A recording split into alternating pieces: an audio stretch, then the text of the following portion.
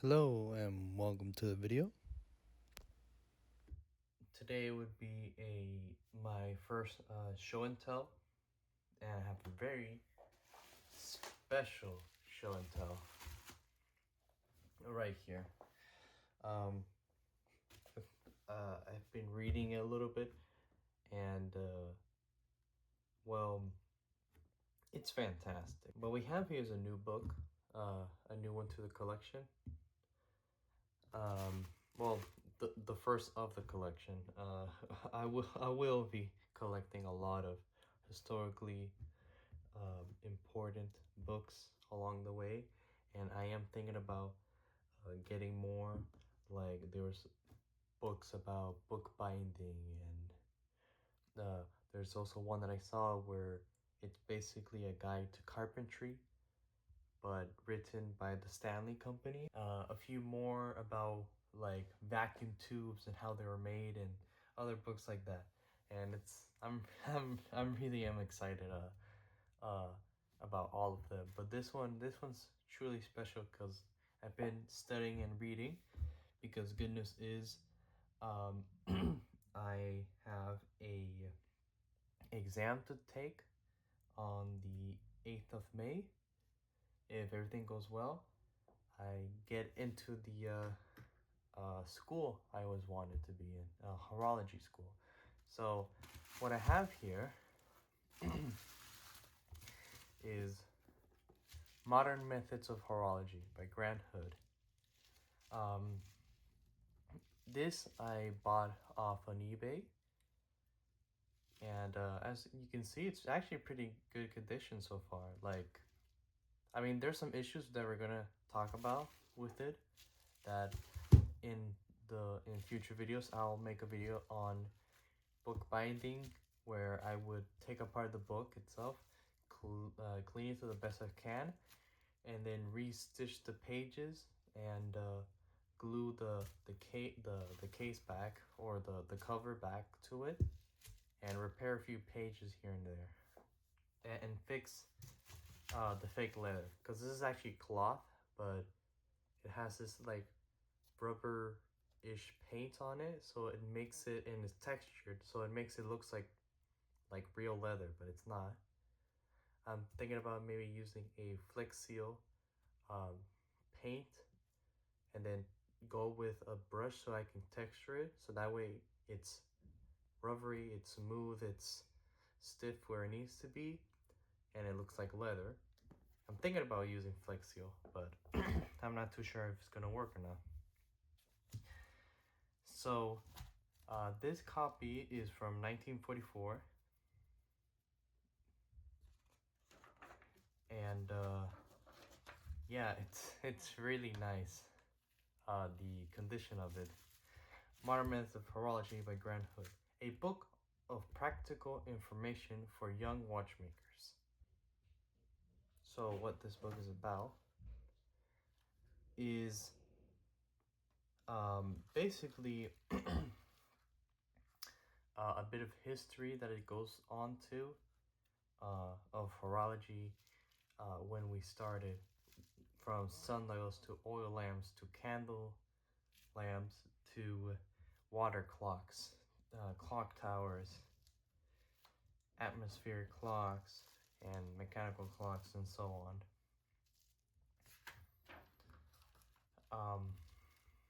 I won't get into the history of this because, like, yeah, it's a lot. I'm trying to read the whole thing so I can better grasp everything, and then get a better understanding for you guys. Now I'm on page 109, or 103. Let's see. 111, there we go. I'm on page 111, where here it talks about lever escapements, so different types of movements, and how the escapement or the seconds wheel move. And the beautiful thing about this book is that it has diagrams, photos, and images so you can better understand. Like for example, let's say you want to make balance staves right here. I may also show images right now because after this there's an antique store that I went that we may go to again too. But if I can find it, this is it. Okay. So this is what we're interested in. Balance staff and its measurements. So this is what we're looking for our next video in this repair. I mean, we already made the balance staff, but like I had to retry it. This is like the 6th time that I made it. But right here gives you all the measurements on how long or tall the pivots have to be in relationship to the rotary plate and the pallet fork, so that way the jewel can sit right where the pallet fork is, and then how the balance wheel sits without bumping into anything or creating too much friction. And these are photographs, because this is the thing, my copy is from 1944, but the publication was from 1904. So the information here is over 122 years old. And there's photos of, well, watchmaker lathes, like you see, like I have here, where they show you how to make, balance staves.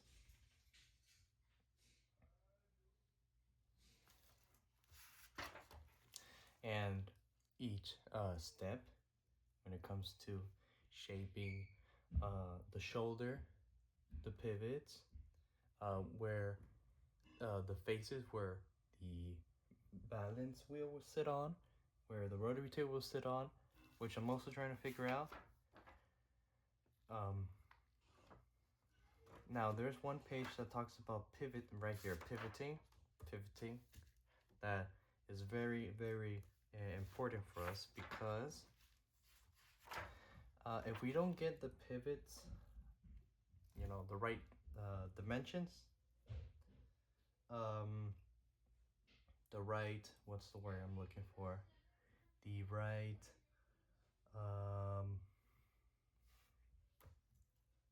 thickness, I guess you would say it. Diameter, there we go, diameter. This talks about drilling and putting in a new pivot, but that's not what we want. This is what we want. Basically shaping the pivots to be the right diameter so they can fit within the jewel nicely. Let me see if I have there's a photo here of it. Okay, so this would be the jewel. We want to sit in between this space right here. If I can zoom it in.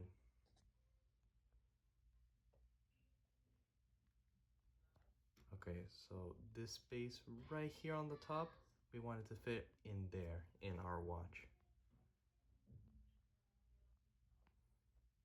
So this book paid $25 for. It is definitely worth $25. It is priceless, and it's been useful for me when it comes to education, because once I get into the exam, this would be very, very valuable to me. Now I have a video of me going into this antique store called, oh, actually I didn't show, I'm gonna go through some photos of the thing first. So there's these Vietnam radios, transformers, and telephones that they would use. And there were these these dental equipment that I believe I saw. It was a huge cast iron dental equipment. I don't know exactly what it was, but it's kind of cool. It's huge. And there's a lot of industrial like lighting and glass bulbs and weird equipment and weird electrotherapy massager things from the Victorian era. I don't know what they were exactly. I've seen it before. I forgot what it's called or what exactly it does.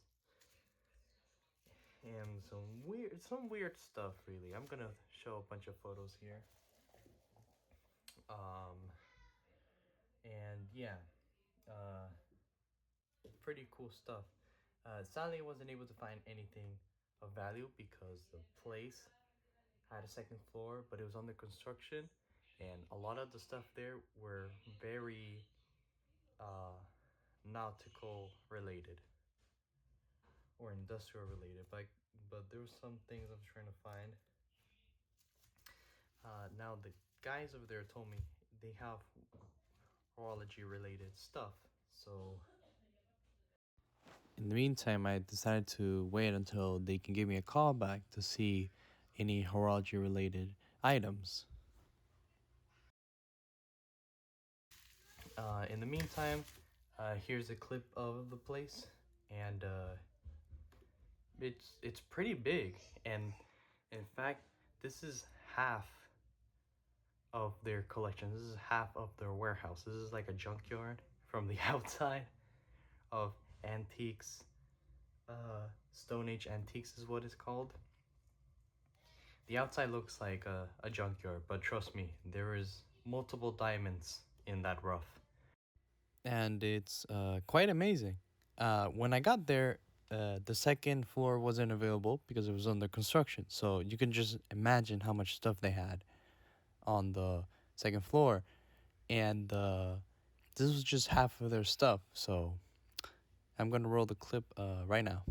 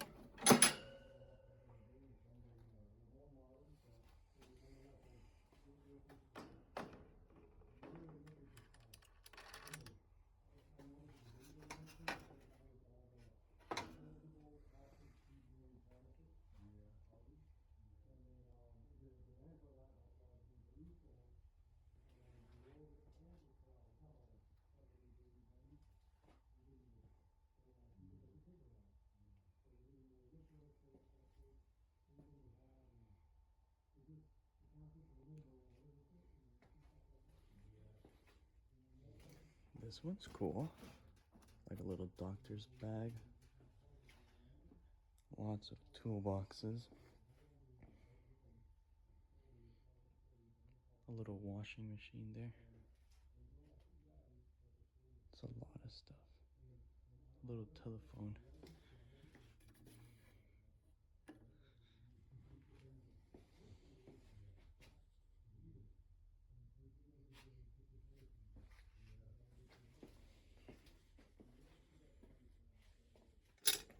A bunch of old keys. Oh, or is this a flip file? Can't remember what they're called.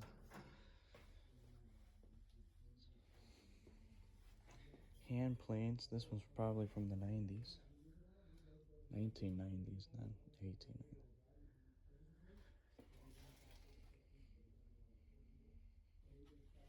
Copper bells. Marble chess pieces. Old glasses. Oh, hey, that's a super soaker. That's original.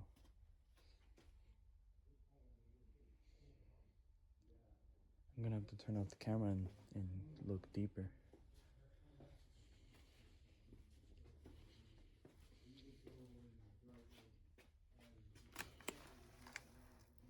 Comics or records?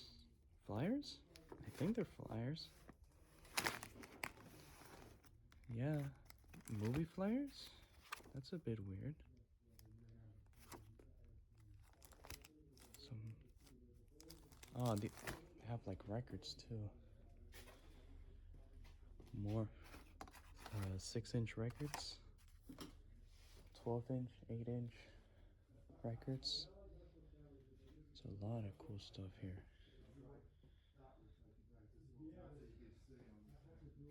Okay, I'm gonna cut for now and see if I can find anything more interesting. So that's pretty much it for the video. Hope you enjoyed it, and we'll definitely get to see Stone Age antiques again in the future. Planning on going maybe within the next month or so, or maybe I can even do it for next week. We'll have to see, because if I want to get the good stuff, I have to make an appointment and all that. But yeah, thank you for watching, and see you on the next one.